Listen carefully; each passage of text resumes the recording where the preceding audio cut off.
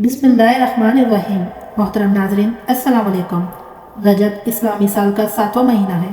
اس ماہ کی وجہ تسمیہ یہ ہے کہ رجب ترجیب سے ماخوذ ہے اور ترجیب کے معنی تعظیم کے ہیں۔ اہل عرب اس ماہ مبارک کو اللہ رب العزت کا مہینہ کہتے تھے اور بڑی تعظیم کرتے تھے، اس لیے اس ماہ مبارک رجب سے موسوم کیا گیا ہے۔ رجب کو اسم بہارہ بھی کہا جاتا ہے کیونکہ اس میں کسی فریادی کی آواز کو نہیں سنا جاتا تھا اور نہ ہی اس مبارک مہینے میں ہتھیاروں کے کھٹکھاٹ سنی جاتی تھی۔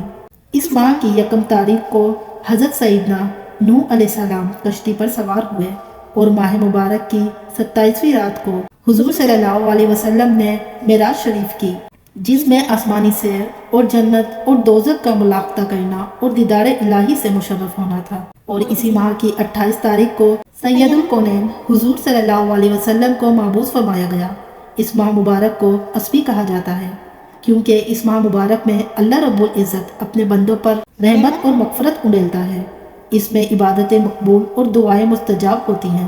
زمانہ جاہلیت میں جب مظلوم ظالم کے لیے بد دعا کرنا چاہتا تو ماہ رجب میں بد دعا کرتا تھا تاکہ وہ مقبول بارگاہ الہی ہو جائے۔ ماہ رجب ان 4 مہینوں میں سے ایک ہے جن کا ذکر قرآن مجید میں آیا ہے۔ حضور صلی اللہ علیہ وسلم نے ارشاد فرمایا، رجب اللہ تعالیٰ کا مہینہ اور شعبان میرا اور رمضان میری امت کا مہینہ ہے۔ حضور صلی اللہ علیہ وسلم نے ارشاد فرمایا ہے، بے شک رجب عظمت والا مہینہ ہے، اس میں نیکیوں کا ثواب دگنا ہوتا ہے۔ جو شخص رجب کا ایک روزہ رکھے گویا اس نے سال بھر کے روزے رکھے۔ ماہ رجب کی فضیلت باقی مہینوں پر ایسی ہے جیسی حضور صلی اللہ علیہ وسلم کی فضیلت باقی انبیاء کرام علیہ السلام پر ہے، اور ماہ رمضان کی فضیلت باقی مہینوں پر ایسی ہے جیسے اللہ تعالیٰ کی فضیلت تمام بندوں پر ہے۔ ماہ رجب کے روزے رکھنا ثواب ہے۔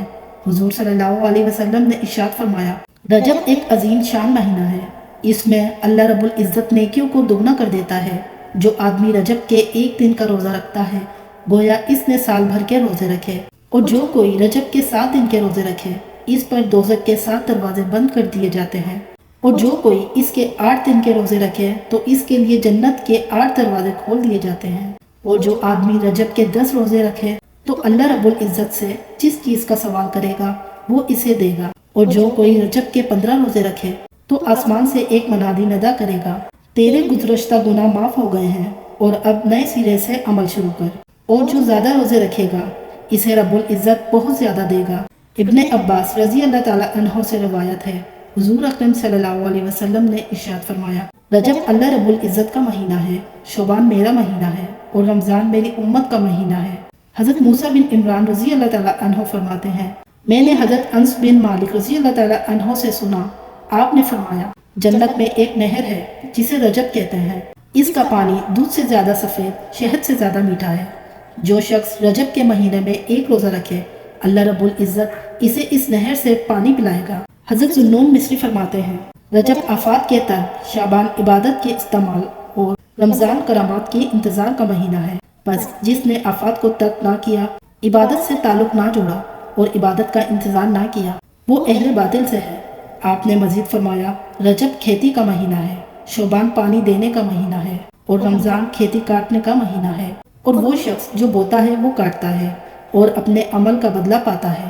جس نے کھیتی کو ضائع کیا وہ کٹائی کے دن پشیمان ہوتا ہے، اپنے گمان کے خلاف پاتا ہے اور برے انجام کو دیکھتا ہے۔ حضرت سلیمان فارسی رضی اللہ تعالیٰ عنہ فرماتے ہیں، میں نے حضور صلی اللہ علیہ وسلم سے سنا، آپ نے ارشاد فرمایا، جس نے رجب کا ایک روزہ رکھا گویا اس نے 1000 سال روزہ رکھا، اور یہ ایسے ہے جیسے اس نے 1000 غلام آزاد کیے، اور اس نے اس ماہ مبارک میں صدقہ دیا گویا اس نے 1000 دینار صدقہ دیا، اور اللہ رب العزت اس کے بدن پر ہر بال کے بدلے 1000 نیکی لکھتا ہے، 1000 درجے بلند کرتا ہے اور اس سے 1000 گناہ مٹا دیتا ہے۔ تو میرے محترم ناظرین، رجب کا مہینہ رواں دواں ہے، جتنا ممکن ہو اس میں اللہ تعالیٰ کی عبادت کریں، روزے رکھیں، اللہ تعالیٰ سے اپنے گناہوں کی معافی مانگیں، نیک اعمال کریں، نوافل پڑھیں، اپنے لیے اور امت مسلمہ کے لیے دعا کیجیے۔ انہی لفظوں کے ساتھ میں اجازت چاہتی ہوں، اس امید کے ساتھ کہ سانسوں نے وفا کی تو اگلی بار ایک اور ویڈیو لے کر آپ کی خدمت میں حاضر ہوں گی۔ تب تک کے لیے اللہ حافظ۔